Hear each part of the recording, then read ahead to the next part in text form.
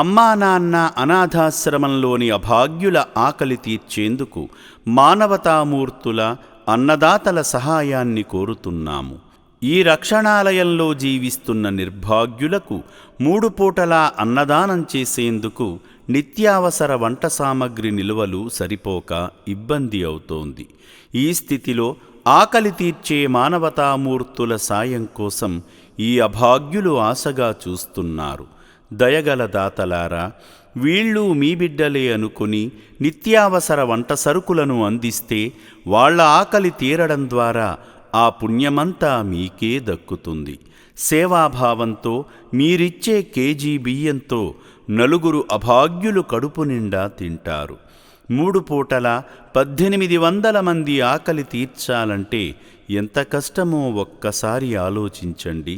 దయచేసి బియ్యము, పప్పు, నూనె, కూరగాయలు ఇలా ఏదైనా సాయమందించి శ్రీ పుణ్యలింగేశ్వరుని అనుగ్రహానికి పాత్రులు కండి.